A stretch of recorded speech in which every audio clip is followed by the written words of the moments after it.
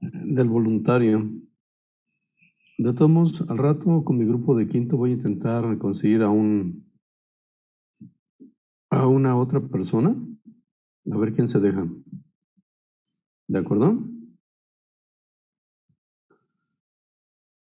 Muy bien. Ahora, de lo que habíamos estado viendo de los autos, de la configuración posterior, ¿hay algún comentario, alguna duda, alguna cosa?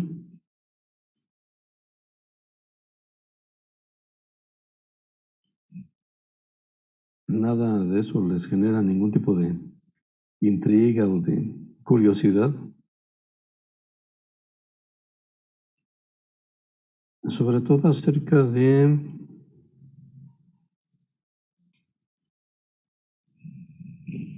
la configuración biestable, por ejemplo.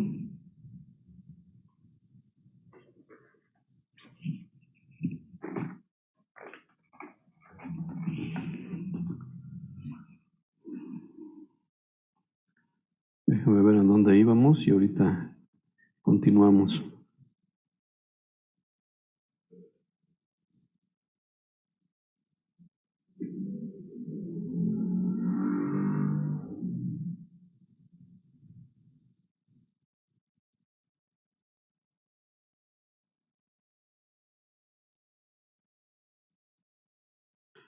Ok, habíamos estado viendo la figura 447 en la página 145 del libro o 151 de la aplicación. Parece más o menos lógico el que un fastback, teniendo menor área base, tenga también menor coeficiente de resistencia. Pero, ¿esto va a ser siempre así? ¿Qué opinan? ¿Siempre tendrá menos resistencia un fastback que un squareback?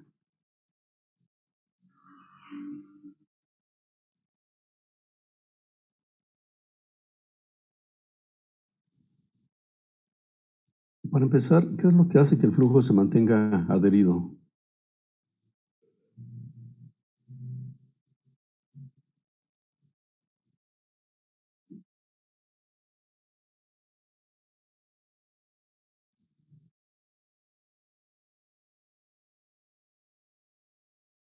¿Por qué está adherido el flujo sobre el medallón en un fastback?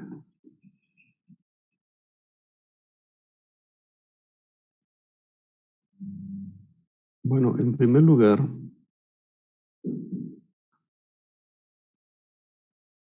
si el ángulo que tiene el medallón no es demasiado desviado, por así decirlo, de la horizontal, es decir, si es más o menos paralelo al techo, no se genera un gradiente de presión adverso tan grande como para que el flujo se desprenda.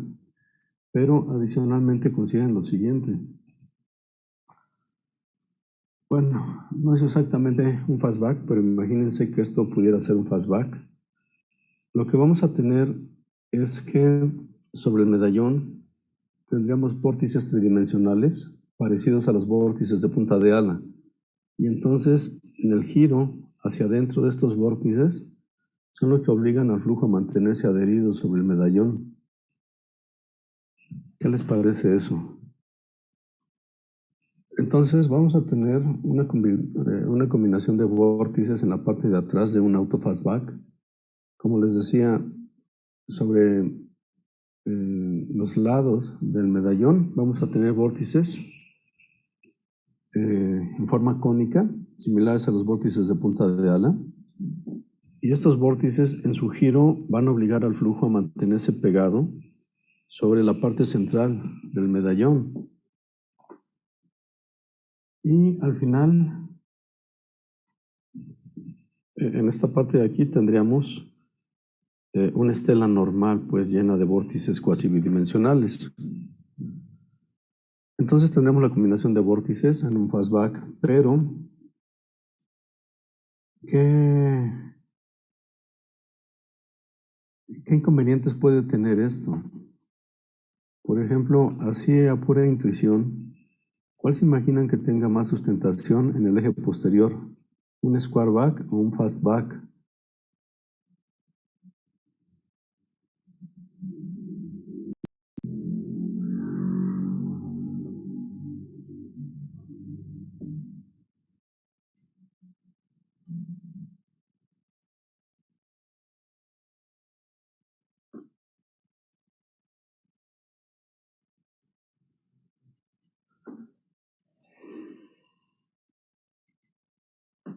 Bueno, para empezar, ¿un auto normal, un auto de calle, debería tener sustentación o debería tener antisustentación?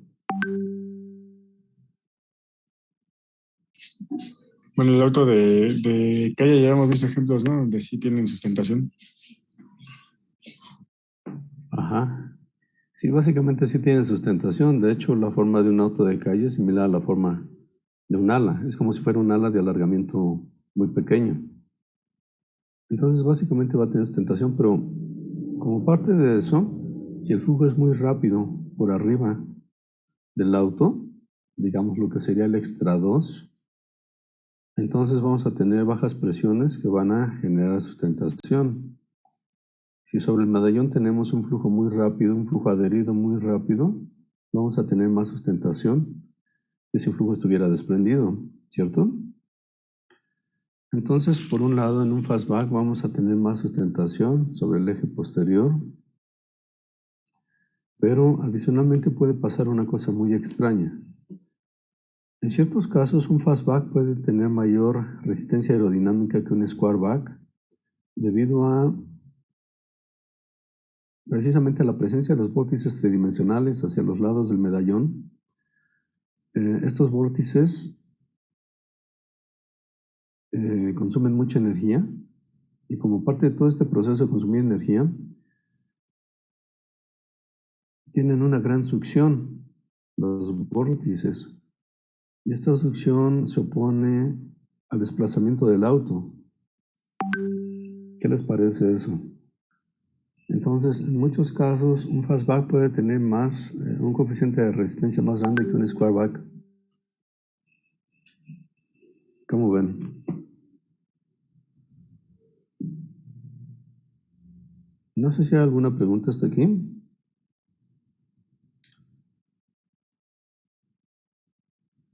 Ahora, revisen la figura 448 en la página 146 del libro y ahorita lo comentamos.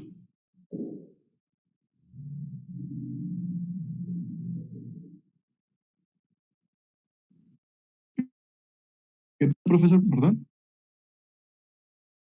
¿Qué pasó, perdón? ¿Qué página dijo? 146 del libro. O Gracias. 152 de la aplicación.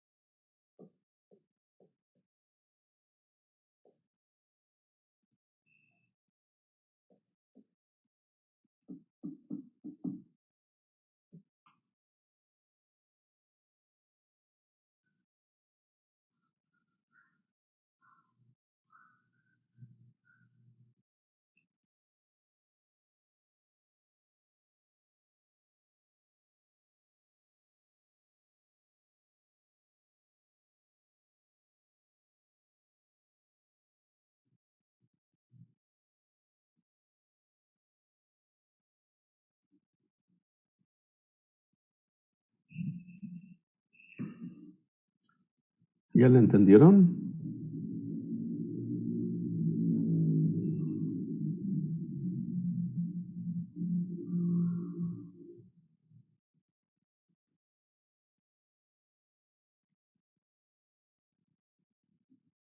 Más o menos.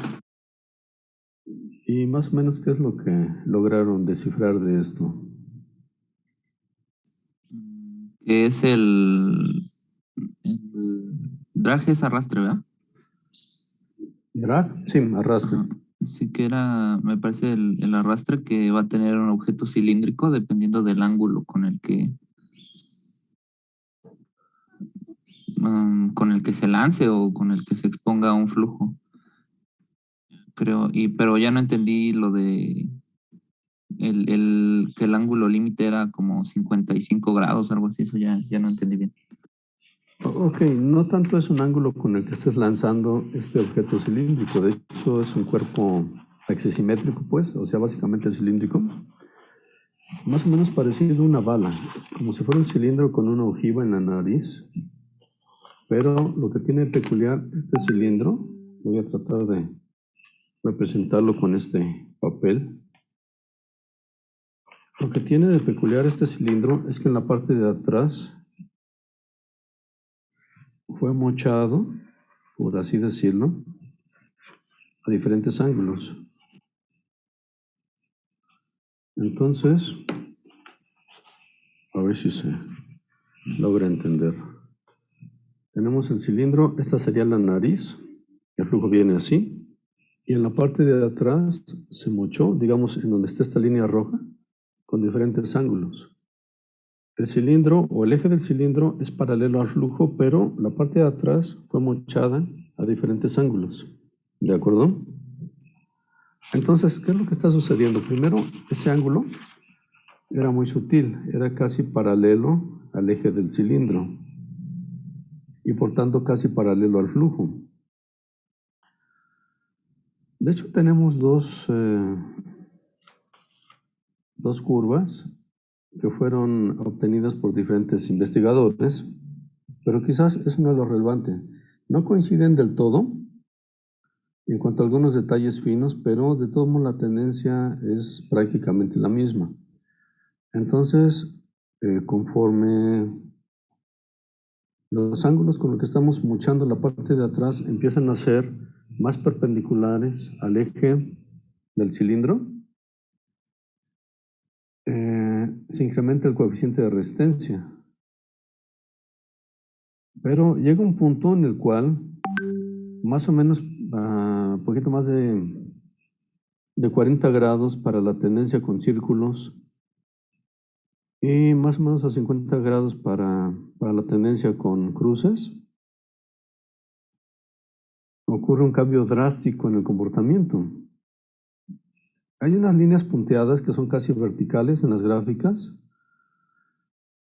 En realidad no quiere decir que a lo largo de esas líneas punteadas vayamos a seguir leyendo tendencias, sino que simplemente inicialmente teníamos un comportamiento similar a lo que sería un comportamiento de fastback.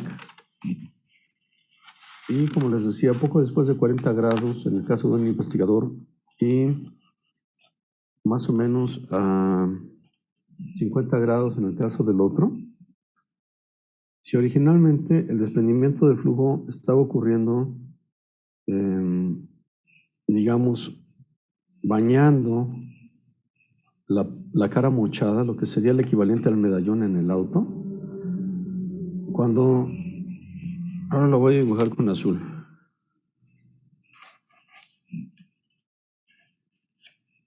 Si nosotros estamos mochando en un ángulo muy grande, sería esto con azul, entonces el flujo se va a empezar a desprender desde acá, ya no va a bañar esa cara mochada, ¿me explico? Y entonces, una vez que se establece ese otro comportamiento en el flujo, o sea, el equivalente a un comportamiento de square back, es cuando tenemos esta otra línea que es casi horizontal, ¿de acuerdo? Ahora, observen también lo siguiente. Estas curvas empiezan más o menos a 20 grados y conforme va aumentando el ángulo con el que estamos muchando la cara, se empieza a incrementar el coeficiente de resistencia. ¿A qué creen que se deba eso? Se empieza a incrementar y después cuando tenemos otra vez comportamiento de square back, vuelve a caer otra vez el coeficiente de resistencia y se produce una tendencia casi horizontal, pero digamos, todavía en la zona antes de llegar al máximo. ¿Por qué va aumentando el coeficiente de resistencia conforme aumentamos el ángulo?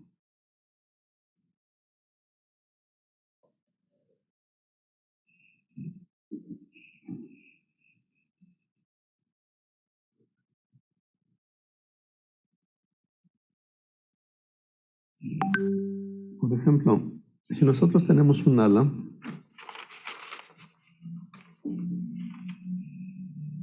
imagínense incluso que el perfil es simétrico. Si tenemos un ala a 0 grados, ¿qué tan intensos serán los vórtices de punta de ala? ¿Van a ser muy intensos o incluso van a ser inexistentes? ¿Qué opinan? Perfil simétrico a 0 grados. ¿Habrá vórtices de punta de ala?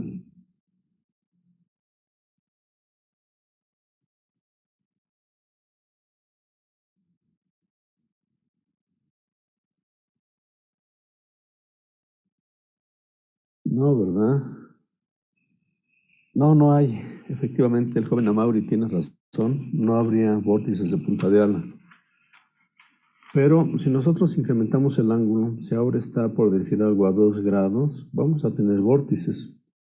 Aunque posiblemente esos vórtices no sean tan intensos como si lo tuviéramos a 5 grados o a 10 grados, etc. Entonces, podemos tener diferentes niveles de intensidad en los vórtices, y es lo que ocurre en el caso de este cuerpo axisimétrico. Cuando nosotros incrementamos el ángulo con el que estamos mochando la cara de atrás, vamos a tener vórtices cada vez más intensos que a su vez van a generar más succión y por tanto van a incrementar el coeficiente de resistencia. ¿Qué les parece eso? Y bueno, después ya ni siquiera con vórtices vamos a tener flujo adherido sobre esa cara mochada. Y es cuando se produce el cambio de tendencia, en donde tenemos un comportamiento casi horizontal después del máximo. ¿Se entiende eso? No sé si hay alguna pregunta hasta aquí. Ahora, ¿se les ocurre alguna situación en la cual esto se pueda aplicar a algún avión o algún tipo de avión? ¿Tendrá algún tipo de implicación esto en aviones? ¿O en aviones estamos exentos de este comportamiento?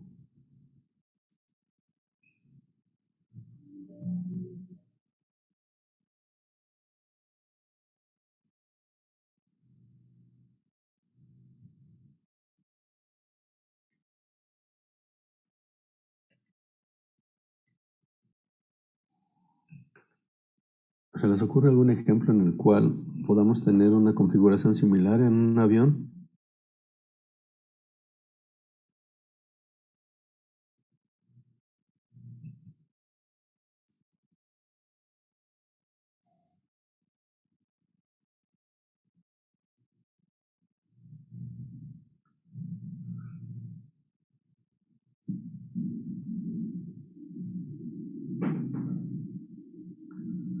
Bueno, piensen en un avión de carga, de los que tienen una rampa en la parte de atrás del fuselaje. Por ejemplo, un Hércules. En ese tipo de aviones vamos a tener este tipo de vórtices tridimensionales a los lados de la rampa, similares a los vórtices de punta de ala. Entonces, incluso en un avión puede ser más complicado en términos de, por ejemplo, si se despliega la rampa para arrojar carga o personas con paracaídas. Entonces, puede ser crítico el comportamiento de estos vórtices interactuando con un paracaídas. ¿Qué les parece? No sé si hay algún comentario.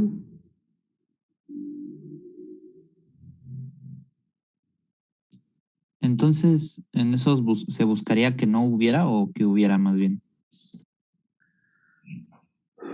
Que hubiera, pero que afectara lo menos posible el comportamiento de un paracaídas.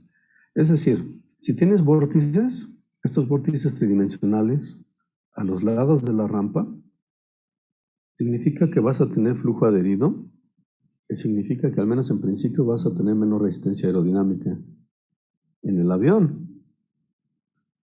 Pero al mismo tiempo, bueno, sobre todo en la transición en la cual de estar cerrada la rampa se empieza a abrir, en toda esa parte, digamos, no estacionaria, habría que ver qué pasa. Finalmente, cuando la rampa esté totalmente abierta, es muy probable que esos vórtices ya hayan desaparecido. ¿De acuerdo? Pero bueno, a veces los vórtices tienen una permanencia relativamente grande a lo largo del tiempo. Por eso en los aeropuertos hay estos tiempos de espera entre operaciones, precisamente para permitir que se disuelvan los vórtices. A veces los vórtices funcionan como una cosa sumamente sólida, por así decirlo. De suerte tal que incluso en aeropuertos, si despega un avión, los vórtices de punta de ala, vamos, imagínense que hay dos pistas paralelas. Despega un avión y entonces los vórtices, por efecto del viento, pueden ser trasladados casi como si fueran una masa sólida hasta la otra pista. ¿Qué les parece eso? Es bastante extraño, ¿no? Y bueno, además pueden durar algunos minutos.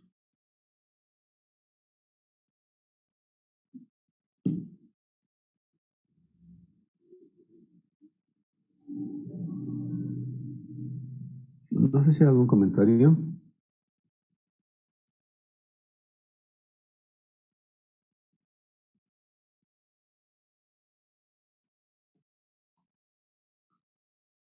Bueno, ahora nada más por no dejar, es una figura similar. La figura 449, chequenla, es muy parecido, de hecho ya casi todo fue explicado. Pero todos traten de descifrarla, a ver si esta les cuesta menos trabajo que la anterior.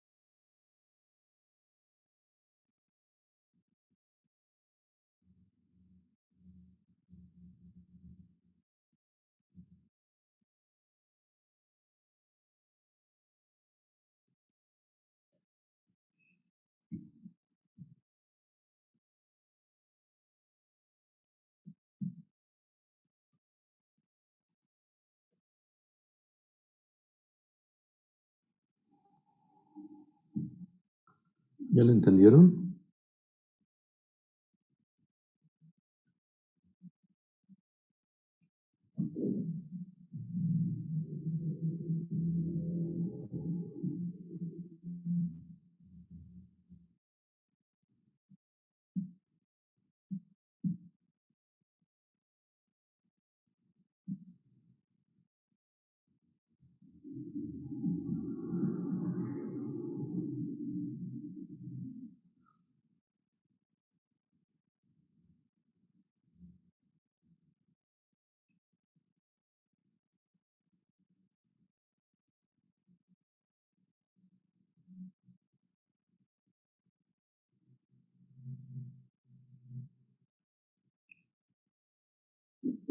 ¿Qué es lo que está pasando en esta figura? Bueno, digamos que es el mismo cuerpo axisimétrico que en la figura anterior, o más o menos parecido a él. Nuevamente estamos mochando la parte de atrás con diferentes ángulos. Primero ángulos que generan una cara mochada muy horizontal. Y vamos incrementando el ángulo para ir haciendo esta cara cada vez más vertical. Ahora, la representación aquí es una representación de coeficientes de presión, o mejor dicho, de coeficientes de presión negativos. O sea, básicamente de succión en la parte de atrás. En donde está el cero, en el eje horizontal, el cero, tenemos como el plano de simetría de ese cuerpo. Es decir, es como si estuviéramos viendo solo la cara posterior, la cara mochada. Es lo que estamos viendo y sobre eso estamos midiendo, al menos en un eje horizontal, estamos midiendo el coeficiente de presión.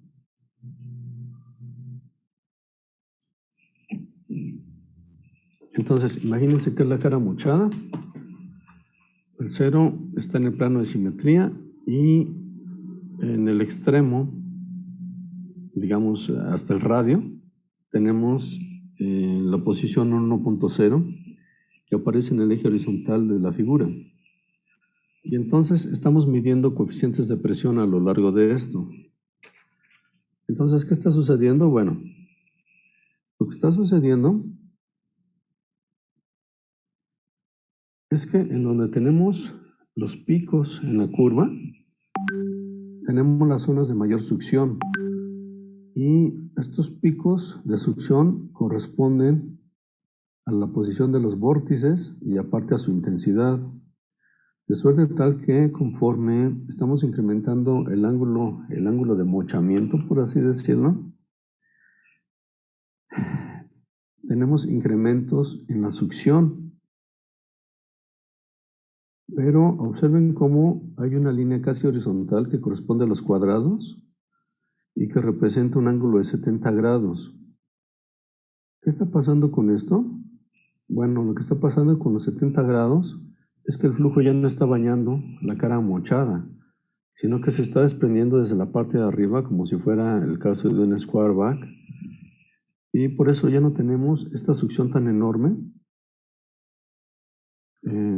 como en los casos anteriores, como en los ángulos anteriores.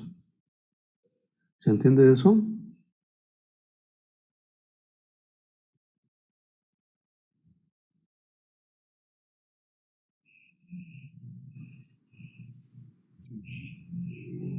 ¿Sí se entendió? ¿Hay alguna duda?